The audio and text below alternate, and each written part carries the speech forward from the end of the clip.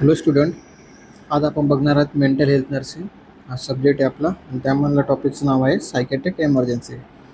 Psychiatric एमर्जन्सीमध्ये कोणते कोणते असे टाईप असतात ज्यामुळं क्लासिफिकेशन आपण त्यामध्ये इन्क्लुडिंग केलेलं आहे, जसं की मेजर मायनर. ओके, त्यामध्ये असे मेडिकल एमर्जन्सीसुद्धा असतात जे सायकॅट्रिक पेशंट जे ॲबनॉर्मल शो करतात आपल्याला. सो आपण त्यामध्ये एक एक करून बघूयात की कोणते कोणते सायकॅट्रिक एमर्जन्सी आहे. सायकॅट्रिक एमर्जन्सीमध्ये अगोदर आपण बघू suicide attempt and suicidal thoughts.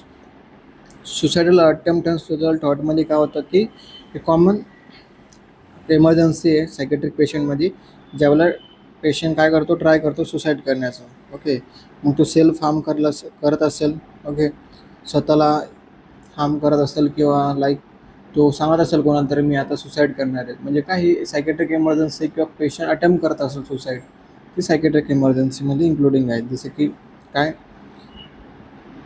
जसे की रोला लटकणे किंवा जम्प करणे वरतून हाय टेरेसवरून, किंवा निफना इंजुरी करून घेणे, सेल्फ हार्म करणे, त्याला आपण सायकॅट्रिक सुसायडिक अटेम्प्ट असं बोलू शकतो सायकॅट्रिक एमर्जन्सीमध्ये. त्याची इटिओलॉजिकल फॅक्टर्स काय काय आहे, सायकॅट्रिक डिसऑर्डर्स आहे किंवा काही फिजिकल डिसऑर्डर असेल त्याला, किंवा काही सायकोसोशल फॅक्टर असेल, त्यामुळे सुद्धा तो अटेम्प्ट करू शकतो सुसाईड. आता सायकॅट्रिक डिसऑर्डरमध्ये कोणते कोणते आहेत, मेजर डिप्रेशनमध्ये असेल पेशंट ट्राय करणं सुसाईड करण्याचं. स्किझोफ्रेनियामध्ये पण डिलिरियम त्याला होऊ शकतो, त्याला परसेप्शन होऊ शकतं की कोणतरी त्याला मारण्याचा प्रयत्न करत आहे, म्हणून मग तो काय करतो की कोणतरी मला मारण्याच्या अगोदर मी स्वतः सुसाईड करून सनी माझी जी लाईफ आहे ती एंड करू शकतो. ड्रग किंवा अल्कोहोल अब्यूज असेल, ड्रग किंवा अल्कोहोल अब्यूजच्या पेशंटमध्ये सुद्धा सुसाईड करण्याचे जे चान्सेस असतात ते जास्त राहतात. त्यानंतर आहे डिमेन्शियामध्ये सुद्धा चान्सेस आहे होण्याचे. डेलिरियम आणि पर्सनॅलिटी डिसऑर्डरमध्ये सुद्धा त्याला असं वाटतं की तो एक ॲक्ट करतो सुसाईड करण्याचा, पण तो ॲक्ट रिअल लाईफ ॲक्टमध्ये तो इन्व्हॉल्व होऊन जातो. फिजिकल डिसऑर्डर असेल, जसं की पेशंटला पेनफुल फिजिकल डिसऑर्डर असेल, जसं की कॅन्सर असेल किंवा एड्स असेल, HIV असेल, यामुळे सुद्धा तो सुसाईड करण्याचे चान्सेस त्याच्यामध्ये जास्त राहतात. सायकोसोशल फॅक्टर जसे की काय, फेल्युअर इन एक्झाममध्ये फेल होणे, किंवा डावरी डिफिकल्टीज, म्हणजे काय डावरीमुळे जे हुंडा वगैरे जे दहेज आपण बोलतो त्याचं काही डिफिकल्टी असेल, मॅरिटल डिफिकल्टीज किंवा आफ्टर द मॅरेज डिफिकल्टी, किंवा मॅरेज होत नसेल एखादं तेव्हा डिफिकल्टी होऊ शकते. लॉस ऑफ लव्ह ऑब्जेक्ट, जे एखाद्या गोष्टी असते त्या गोष्टीवर तो खूप लव करत राहतो, ते ऑब्जेक्ट जर का त्याच्यापासून दूर गेले तर त्याच्यामुळे तो सुसाईड करायचं डिसाईड करतो. आयसोलेशन्स किंवा अलायनेशन्स फ्रॉम द सोशल ग्रुप, तो त्याला आयसोलेशनमध्ये असेल तो, किंवा त्याला सोशल अलायनेशन म्हणजे सोशलमध्ये त्याला आवडत नसेल म्हणून तो सुसाईड करू शकतो. Financial and the occupational difficulty, sometimes कोणाकोणाला फायनान्शियल कंडिशन त्याची वीक राहते, त्याला वाटतं की तो आता काहीच करू शकत नाही, म्हणून तो काय करतो, डिसिजन घेतो की सुसाईड करायचा. त्यानंतर रिस्क फॅक्टर काय आहे सुसाईडची, एज, मेलचं एज किती आहे 40 इयर्स किंवा त्याच्यावरती, फिमेलचं एज किती आहे अबव 55 इयर्स. सेक्स म्हणजे काय, म्हणजे की gender, men have greater risk of completed suicide, मेनमध्ये जास्त करून सुसाईडचे रिस्क जास्त राहते. Suicide is 3 times more common in men than वुमनपेक्षा जास्त करून मेल हा 3 टाइम्स जास्त सुसाईड केलेले आहेत. बिंग अनमॅरिड, डायव्होर्स झाला असेल, विदाऊट असेल किंवा सेपरेशन असेल, हॅविंग डिफायनाईट सुसाईड प्लॅन असेल, history of previous suicide attempt त्याने केलं असेल, किंवा रिसेंट लॉस त्यानं सुसाईड केलं असेल, तर अशा असं खूप साऱ्या रिस्क असतात जे की आपण फॅक्टर्स अफेक्ट करतो सुसाईडसाठी. मग आता आपण याला मॅनेजमेंट काय करणार की सुसाईडल थ्रेट त्याला येत असेल तर आपण त्याला अवॉइड करायला लावणार. रायटिंग फेअरवेल लेटर तो लिहू शकतो. Giving away treasure articles, making a will, choosing bank account, closing a bank account, appearing peaceful and the happy after the period of depression, refusing to eat or drink, maintain personal hygiene, त्याला आपण करायला सांगू शकतो. Monitoring physical safety needs काय काय, पेशंटला जर का सुसाईड अटेम्प्ट करत असेल तर आपण सायकेट्रिस्टला नोटिफाय किंवा आपण त्याला इन्फॉर्म करायचं. त्यानंतर सर्च करायचं तो काही एजंट वगैरे त्याच्याकडे आहे का, जसं की ड्रग्ज असेल, अल्कोहोल असेल. त्यानंतर त्याला एकट्याला सोडायचं नाही आपण पेशंटला, त्याला आपण डेली मेडिकेशन द्यायचे आहे. ओके, इन फ्रंट ऑफ तुम्ही ज्यावेळेला तुम्ही पेशंटला मेडिसिन देता तर तुम्ही स्वतः पेशंटला मेडिसिन घ्यायला लावायचे आहे. रिमूव्ह शार्प इन्स्ट्रुमेंट, त्याच्यापासून एखादं शार्प इन्स्ट्रुमेंट ठेवायचे नाही त्याच्याजवळ, कारण की तो ट्राय करू शकतो सुसाईड करण्याचा. Remove straps and the clothing such as belt वगैरे त्याचा रिमूव्ह करून ठेवायचं, त्याला एक नॉर्मल आपण क्लॉथ द्यायचं. त्यानंतर पेशंटला बोट असेल, डोअर असेल inside the make some body companies him to the bathroom, त्याला एकट्याला सोडायचं नाही बाथरूममध्ये असेल इकडे, किंवा तो एकट्या बाथरूममध्ये गेला असेल, त्यांना आतून डोअर लावलेला असेल, सो त्याला तसं सांगायचं आणि त्याला बोलायचं डोअर ओपन ठेव बट क्लोज करून ठेव. ओके, जी आपली डोअरची बोल्ट असतात तू त्याला लावायला सांगायचं नाही. किंवा कॉन्स्टंट ऑब्झर्वेशन त्याच्यावरती आपण ठेवायचं आहे, त्याला एकट्याला सोडायचं नाही.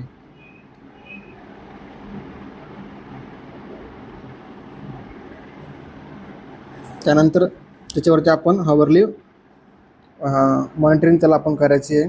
त्यासोबत टाईम आपण स्पेंड करायचा आहे, जेणेकरून त्याला लोनलीनेस किंवा अलोननेस फील होणार नाही. त्यानंतर आपण त्यांना काही सुसायडल वगैरे प्लॅन बनवला असेल किंवा मेथड बनवलं असेल त्याबद्दल तो बोलेल, त्याला आपण एनकरेज करायचं आहे त्याबद्दल की तू हे करू नको, तू is a good human being आहे. ओके, त्यानंतर आपण त्याला सडेशन देतो. ओके, सडेशनमधून आपण त्याला काय प्रिस्क्राईब करतो की तो पेशंट एक व्हायलन्स बिहेवियर करत असेल तर तो शांत होईल. त्यानंतर त्याचे जे पण सेल्फ इस्टीमबद्दल आपण त्याला फोकस करायचं आहे, त्याची विकनेस काय आपण माहिती करून घ्यायचं आहे. ओके, त्याला आपण बिल्डअप करायचे, त्याला मोटिवेट करायचे. त्यानंतर व्हायलन्स और ॲग्रेसिव्ह बिहेवियर किंवा एक्साइटमेंट, एखाद्याचा ॲग्रेसिव्ह किंवा व्हायलंट बिहेवियर शो करतो पेशंट सायकेट्रिक हॉस्पिटलमध्ये असेल किंवा त्याच्या होम प्लेसला असेल, त्यावेळेला आपल्याला काय करायचं आहे, त्याला इरिटेशनल होणार. ओके, अनकोऑपरेटिव्ह किंवा डेल्युजनल अँड द असॉल्टेटिव्ह त्याच्यामध्ये होणार. इटॉलॉजिकल फॅक्टर काय त्याचे, जेणेकरून ऑर्गॅनिक सायकेट्रिक त्याच्यामध्ये काय काय असणार, डिलेरियम, डिमेन्शिया, वेर्निक कॅस्कॉप सायकोसिस त्याच्यामध्ये राहू शकतो. अदर सायकेट्रिक डिसऑर्डरमध्ये काय काय, स्किझोफ्रेनिया असेल, मॅनिया असेल, अजिटेशन असेल, डिप्रेशन असेल. विड्रॉ फ्रॉम अल्कोहोल किंवा ड्रग्स, विड्रॉ फ्रॉम अल्कोहोल किंवा ड्रग्स पण त्याला तो ड्रग्स भेटत नसेल म्हणून तो काय ॲग्रेसिव्हनेस त्या ठिकाणी शो करतो आहे. स्ट्रेस असेल जास्त करून, किंवा पॅनिक डिसऑर्डर त्याला झालेला असेल, किंवा त्यामुळे पर्सनॅलिटी डिसऑर्डर असेल म्हणून तो ॲग्रेसिव्ह बिहेवियर किंवा व्हायलंट बिहेवियर आपल्याला शो करतो आहे. मॅनेजमेंट काय करणार, आपण त्याच्यासोबत बोलणार, आपण त्याला अप्रोच करणार, त्याच्याबद्दल थोडीशी माहिती आपण कलेक्ट करणार त्याच्याकडून स्वतःहून. त्यानंतर आपण त्याला सडेशन देऊ शकतो. डायझेपाम आपण हे सडेशनचं काम करते, जसं की 10 to 20 mg आपण त्याला IV देऊ शकतो. अलिप्रोडॉलसुद्धा हा सडेशनचं काम करते, त्याला आपण 10 to 20 mg पर देऊ शकतो. त्यानंतर क्लोरोप्रोमाझाईनसुद्धा आपण त्याला देऊ शकतो, 15 to 100 mg IM इंजेक्शन त्याला देऊ शकतो. त्यानंतर पेशंटची हिस्ट्री आपण कलेक्ट करायची आहे आणि पेशंटला ऑर्गॅनिक पॅथॉलॉजी काय आहे का, ॲबनॉर्मॅलिटी आहे का ते आपण चेक करायचं आहे. त्यानंतर पेशंटला डिहायड्रेशन किंवा मालन्यूट्रिशन होत असेल तर आपण बघायचं आहे. त्यानंतर पेशंटच्या रूममध्ये लेस फर्निचर आपल्याला पाहिजे, शार्प इन्स्ट्रुमेंट वगैरे असेल किंवा रोप असेल, ग्लास असेल, तर मॅच बॉक्स असेल तर ते आपण ठेवायचे नाही त्याच्याजवळ, ते रिमूव्ह करायचे आहेत. एन्व्हायरमेंटल स्टिम्युला त्याला द्यायचं नाही आहेत कोणतं पण. ओके, त्याला लिमिट इंटरॅक्शन्स करायला लावायचे अदर्स पर्सनपासून. त्याला रिमूव्ह त्याचे हजार्डस ऑब्जेक्ट असेल, जसं की काय कुशन्स असेल किंवा पॉसिबिलिटी ऑफ ॲक्सिडेंट त्याचा होऊ शकतो रूममध्ये, म्हणून ते आपण असं हजार्डस ऑब्जेक्ट आपण रिमूव्ह करायचे.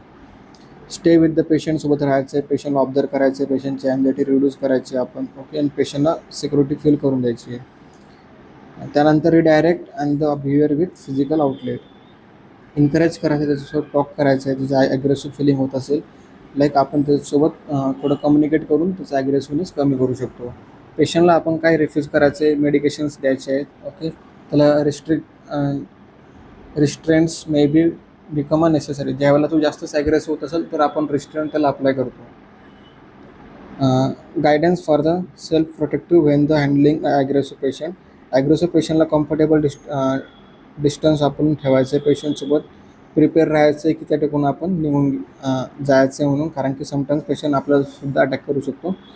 क्लिअर एक्झिट रूट आपण त्या ठिकाणी मेंटेन ठेवायचं आहे पेशंट आणि स्टाफमध्ये. त्यानंतर शुअर द पेशंटला आपण काय वेपन्स वगैरे द्यायचे नाही की ज्यामुळे तो बाकीच्यांना अप्रोच करू शकेल. त्यानंतर पेशंटला आपण काय बघायचं आहे की पेशंटला आपण सांगायचं की तुम्ही टेबल किंवा फ्लोअर असेल त्यापासून तुम्ही दूर राहा. की त्यानंतर पेशंटला आपण काय करायचं आहे, वेपन वगैरे असेल किंवा रॅप अराऊंड असेल तर आपण ती त्यापासून अवॉइड करायचं आहे. डिस्ट्रॅक्ट करायचं आहे पेशंटला आणि रिमूव्ह करायचं त्याचे वेपन. अँटीसायकोटिक्स आपण मेडिकेशन त्याला प्रिस्क्राईब करतो. पॅनिक अटॅक असेल, पॅनिक अटॅकमध्ये काय होतं की अँझायटी जास्त होते, खूप सिव्हिअर लेवल ऑफ अँझायटी होऊ शकते, त्यामुळे सुद्धा पेशंट काय करू शकतो, सेल्फ हार्म होऊ शकतो पेशंटला, प्लस पेशंट सुसाईडसुद्धा करू शकतो. त्यावेळेला आपण काय काय एक्सपिरियन्स त्यामध्ये पेशंटमध्ये असतं, जसं की काय पॅल्पिटेशन, स्वेटिंग असणे, ट्रेमर्स येणे, feeling of choking, chest pain असेल, नॉजिया असेल, ॲब्डोमिनल डिस्ट्रेस असेल, फिअर ऑफ डाईंग, त्यानंतर paresthesia, chill or hot flushes, म्हणजे काय बॉडी जी आहे ती हॉट किंवा चिल्समध्ये कन्वर्ट होऊ शकते. मॅनेजमेंट आपण काय करतो त्याला पॅनिक अटॅकच्या वेळेला, पेशंटला आपण फर्स्ट रिॲश्युरन्स करतो, म्हणजे पेशंटला आपण कम्फर्ट करतो, पेशंटला आपण रिलॅक्स करतो. डायझेपम आपण देतो पेशंटला 10 mg आणि लोरांझेपम आपण देतो 2 mg ॲडमिनिस्टर करतो. कॅटाटोनिक स्टुपर, कॅटाटोनिक स्टुपरमध्ये काय होतं की सिंड्रोम आहे हा अकायनेसिस म्युटेशन त्यामध्ये होतं पेशंटला. आणि प्रिझर्वेशन्स कसं होतं त्याच्यामध्ये कॉन्शियस अवेअरनेसमध्ये तो कॅटाटोनिक स्टुपर शो करतो. कॅटाटोनिक स्टुपरमध्ये काय काय इन्क्लुडिंग साईन आहेत, म्युटिझम, निगेटिव्हिझम, स्टुपर, ॲम्बिटन्सी, ओके, इकोलिलिया, त्यानंतर इकोप्रेक्झिया, ॲटोमॅटिक ऑब्स्टिनन्स, पोस्चरिंग, मॅनेमरिझम आणि स्टेनोटाइप्स. मॅनेजमेंट आपण काय करतो त्यामध्ये पेशंटचे एअरवे त्या ठिकाणी क्लिअर करतो, ॲडमिनिस्टर करतो, आय व्ही फ्लूड्स क्लट करतो, पेशंटचे परफॉर्म हिस्ट्री एक्झामिनेशन्स आपण त्या ठिकाणी करतो. त्यानंतर हिस्टेरिकल अटॅकमध्ये काय आहे, हिस्टेरिकल अटॅकमध्ये काय होतं, पेशंटला ॲब्नॉर्मॅलिटी त्या ठिकाणी फंक्शन तो शो करतो अंडर द व्हॉलंटियर कंट्रोलच्या अंडर. जसे काय हिस्टेरिकल फिट्स त्याला येऊ शकतात, हिस्टेरिकल अटॅक जे आहे त्याला होऊ शकतो, हिस्टेरिकल पॅराप्लिक जे आहे त्याला होऊ शकतो. त्याच्यामध्ये मॅनेजमेंट आपण काय करतो, पेशंटला जेन्युइनली जर का फिट येत असेल तर आपण पेशंटला रिलॅक्स करतो, पेशंटची बॉडी रिलॅक्स करतो. त्यामध्ये आपण काय करतो, त्याला काय एखादं पॅनिक होत असेल पेशंट तर त्याला आपण एक्सप्लेन करतो की सायकोलॉजिकल सिम्पटम्स काय आहे त्याच्यामध्ये रिलेटिव्हला. त्यानंतर आपण पेशंटला काय करणार, हार्म होण्यापासून अवॉइड करणार किंवा त्याला कम्फर्ट करणार. पेशंटचे सिम्पटम्स असेल जसं की स्ट्रेस असेल किंवा पेशंटला अँझायटी होत असेल तर ती अँझायटी आपण डिक्रीज करायची. त्यानंतर आपण काय पेंटोथेल आपण आय व्ही देतो पेशंटला हेल्प होण्यासाठी की पेशंट हा रिलॅक्स होईल म्हणून. डिलेरियम ट्रेमर्समध्ये काय ॲक्यूट कंडिशन आहे, त्यामुळं काय होऊ शकतं, अल्कोहोल विड्रॉलमध्ये होऊ शकतो. त्यामुळं काय होतं, ट्रिमर्स इन हँड, हात थरथरणे, चेस्ट पेन होऊ शकतो, रॅपिड हार्टबीट होऊ शकतो पेशंटची, हाय ब्लड प्रेशर होऊ शकतो, fainting or the passing out होऊ शकतो, कन्फ्युजन होऊ शकतं, पेशंटला अँझायटी होऊ शकते, हॅल्युसिनेशन्स होऊ शकतं, पेशंटला ऑडिटरी असेल, व्हिज्युअल असेल, म्हणजे काय पेशंटला आवाज येऊ शकतो किंवा कोणतरी समोर त्याला देऊ शकतो, बघू शकतो तो एखाद्या पर्सनला, पण तो विदाऊट सिम्पटम्स किंवा विदाऊट त्या ठिकाणी प्रेझेन्स त्याला होऊ शकतं. हेवी स्वेटिंग असेल, पेल स्किन असेल, त्याचे फिवरचं नॉजिया त्याचं त्याला होऊ शकते, वॉमिटिंग होऊ शकते, स्लिपिंग किंवा त्याला फटिंग होऊ शकते, सेन्सिटिव्हिटी किंवा लाईट साऊंड त्याला जास्त करून त्याच्या बॉडीवरती अफेक्ट करू शकतात, सिव्हिअर डिहायड्रेशन त्याला होऊ शकतो आणि हायपर ॲक्टिव्हिटी जो करू शकतो त्यावेळेला, आणि त्याला सिजरसुद्धा येण्याचे चान्सेस जास्त आहे. हे डिलेरियम ट्रिमरचे सिम्पटम्स आहे. त्यामध्ये आपण मॅनेजमेंटला काय करतो, पेशंटला सेफ एन्व्हायरमेंटमध्ये ठेवतो, पेशंटला सडेशन देतो जसं की डायझेपम असेल, लोराझेपम असेल, आणि ओरल ॲडमिनिस्ट्रेशन त्याला आपण करतो. फ्लूइड आणि इलेक्ट्रोलाइट बॅलन्स आपण त्या ठिकाणी मेंटेन ठेवतो, पेशंटला डिहायड्रेशन झालं नाही पाहिजे म्हणून. त्यानंतर इपिलेक्टिक फ्युरर म्हणजे का, हा एक एपिलेक्टिक अटॅक आहे ज्यावेळेला काय होतं, strange manner become a exit and the violence behaviour, म्हणजे एखादा त्याला स्टिम्युलाय भेटतो आणि तो व्हायलंट बिहेवियर त्या ठिकाणी शो करतो. मॅनेजमेंटमध्ये आपण काय करतो, त्याला सडेशन देतो, ओके, सडेशनमध्ये डायझेपम असेल, लुमिनाल असेल आणि ओरल अँटी कन्व्हर्जंट असेल ड्रग्स ते आपण त्या ठिकाणी त्याला देतो. हॅलोपेरिडॉल आपण त्या ठिकाणी त्याला देतो रिड्यूस करण्यासाठी psychotic symptoms. Acute drugs induced extrapyramidal syndrome, APS extrapyramidal syndrome आपण या ठिकाणी मूवमेंट करतात, साईड इफेक्ट आहे जो की अँटीसायकोटिकचा साईड इफेक्ट आहे मूवमेंटचा. न्यूरोलेप्टिक मॅलिग्नंट सिंड्रोम आपण असं त्याला बोलतो. हा सिरियस सिम्पटम्स आहे ज्या पेशंटमध्ये दिसतात. त्यामध्ये आपण मॅनेजमेंट काय करतो, त्याला लगेच आपण स्टॉप करण्यासाठी ड्रग्स त्याला ॲडमिनिस्टर करतो. ड्रग ॲडमिनिस्टर केल्यानंतर काय जे पण मेंटेन करतो त्याचा फ्लूडमध्ये आणि इलेक्ट्रोलाइट बॅलन्समध्ये, आणि त्याला ट्रीटमेंट कशाची देतो आपण, इंटरकरंट इन्फेक्शन न होण्यासाठी. काय जसं की डायझेपम असेल, ओके, डोंट्रालन असेल ड्रग्स, तो काय ट्रीटमेंट कशासाठी देतो आपण, हायपरथर्मिया झाला पाहिजे नाही म्हणून मॅलिग्नंट हायपरथर्मिया ट्रीटमेंट त्या ठिकाणी आपण त्याला देतो. ड्रग्स टॉक्झिसिटी म्हणजे काय, ड्रग्स ओव्हरडोस झाला असेल एखाद्या वेळेस ॲक्सिडेंटल किंवा सुसायडल च्या टाईम पिरियडमध्ये तो करू शकतो. त्यानंतर डिटेल हिस्ट्री आपण त्या ठिकाणी चेक करतो पेशंटची. पेशंटला ट्रीटमेंट इन्स्टिट्यूट थ्रू देतो, म्हणजे हॉस्पिटल थ्रू देतो आपण. कॉमन केस असेल जर का ड्रग्स पॉयझनिंगची, जसं की लिथियम टॉक्झिसिटी असेल, तर ते आपण त्या ठिकाणी त्याला ट्रीटमेंट प्रोव्हाइड करतो. मॅनेजमेंट आपण काय करणार त्यावेळेला, ॲडमिनिस्ट्रेशन करणार, ऑक्सिजन स्टार्ट IV लाईन करू शकतो. असेस फॉर द कार्डियक अरेथमिया झाला असेल, म्हणजे का कार्डियक अरेथमिया झाला असेल पेशंटला, तर आपण ती 4 ठिकाणी चेक करतो. रेफर फॉर हिमोडायलिसिस, पेशंटला हिमोडायलिसिससाठी आपण रेफर करतो. व्हिक्टीम ऑफ डिझास्टर, एखादा व्हिक्टीम असेल जो की डिझास्टरच्या वेळेला सर्वाईव्ह करत असेल, तर त्यावेळेला त्याला खूप स्ट्रेस असेल, त्यावेळेला आपण काय करतो, जसं की डिझास्टरचे कोणते कोणते टाईप असतात, जसं की अर्थक्वेक, फ्लूड, टेओड्स अँड द टेररिझम. त्यावेळेला काय होणार, अँगर, फ्रस्ट्रेशन, गिल्ट त्या ठिकाणी होणार, त्याला कन्फ्युजन होणार. आणि कॉमन पीपल्समध्ये हे होऊ शकतो. मॅनेजमेंट काय देऊ शकतो आपण त्याला, लाईफ थ्रेटनिंग फिजिकल प्रॉब्लेम जसं असेल, त्याला काही इंज्युअर झालं असेल, ओके, तर त्याला काहीतरी हार्म झाला असेल, ट्रॉमा झाला असेल, तर आपण त्याला ट्रीटमेंट प्रोव्हाइड करतो. क्रिटिकल इन्सिडेंट असेल तर आपण त्या ठिकाणी काय करतो, त्याला डिफिब्रिलेटर यूज करतो. डिझास्टर विक्टिमला कार्डियक अरेस्ट आला असेल किंवा त्याला डिस्फंक्शन झाले असेल. क्रिटिकल इन्सिडेंट जर का असेल तर डिफिब्राईंग आपण त्यामध्ये इन्क्लुडिंग करतो, कोणते, जसं की fact, hot, reaction, reaching and the re-entry, हे आपण त्या ठिकाणी यूज करतो. आता क्रिटिकल इन्सिडेंट डिब्रीफिंगमध्ये काय करतो आपण, मिचल स्टेज ऑफ PD आणि डायग्रोज स्टेजेस ऑफ PD. त्यामध्ये आपण काय करतो, इंट्रोडक्शन करून देतो त्याच्याकडून अगोदर, फॅक्ट काय, थॉट्स काय, त्याचा रिॲक्शन काय होतं त्यावेळेला, सिम्टम्स काय त्याच्यामध्ये प्रेझेंट आहेत, ओके, टीचिंग काय, रिएंट्री कशी आपण त्याच्यामध्ये देऊ शकतो. आणि सेकंडमध्ये आपण काय बघणार, इंट्रोडक्शन, फॅक्ट, थॉट्स, त्यानंतर त्याची रिॲक्शन कशी होती, नॉर्मलायझेशन कसं केलं, आणि फ्युचर प्लॅनिंग किंवा त्याच्यापासून तो कसा लांब गेला, त्यांना कसं ते अवॉइड केलं, आणि डिसएंगेजमेंट आपण त्या पर्सनला त्या फेजपासून करून टाकायचं, एखाद्या इन्सिडेंटपासून. ग्रुप थेरपी आपण त्या ठिकाणी देतो पेशंटला, बेंझोडायझेपिन देतो आपण. त्यानंतर पेशंटला रेफर करतो मेंटल सर्व्हिसेससाठी. पेशंटला एज्युकेशन देतो, अवेलेबल सर्व्हिसेस कोणत्या प्रेझेंट आहे त्याच्यासाठी. कोपिंग स्ट्रॅटजी आपण यूज करतो की पेशंटला ती अवॉइड केलं पाहिजे तो इन्सिडेंट्स. रेप व्हिक्टिममध्ये काय होतं की प्रिकॉशन्स आपण त्या ठिकाणी घेतो की सेक्शुअल इंटरकॉर्स झालेला आहे का एखाद्या फिमेल किंवा एखाद्या गर्ल्समध्ये, तर त्यावेळेला तिचं काय कन्सेंट आहे, ओके, तो आपण चेक करतो. त्यानंतर आपण काय करतो, साइन अँड सिम्टम्स काय होऊ शकतात त्यावेळेला, ती सेल्फ ब्लेम करू शकते, स्वतःला किल करण्याचा प्रयत्न करू शकते. त्यानंतर तिचे थॉट्स, तिची अँझायटी, तिला डिप्रेशनमध्ये पण ती जाऊ शकते, अँझायटी पण तिला जास्त होऊ शकते, तिचे थॉट्स, ॲबनॉर्मल थॉट्स त्यावेळेला होणार.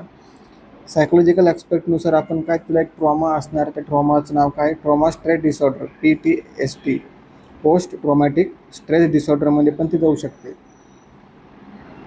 तर मग आपण मॅनेजमेंट काय त्यावेळेला करणार, सपोर्ट करणार तिला, okay.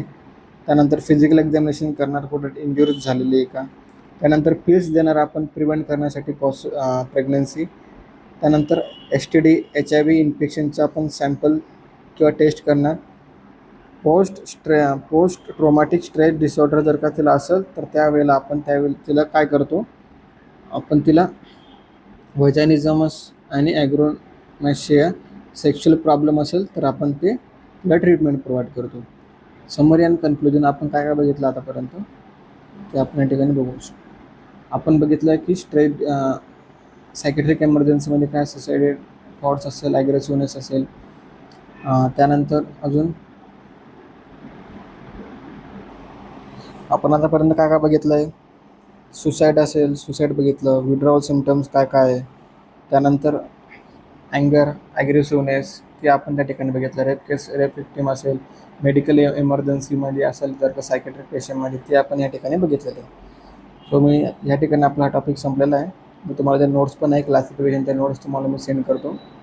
Okay, thank you so much for your.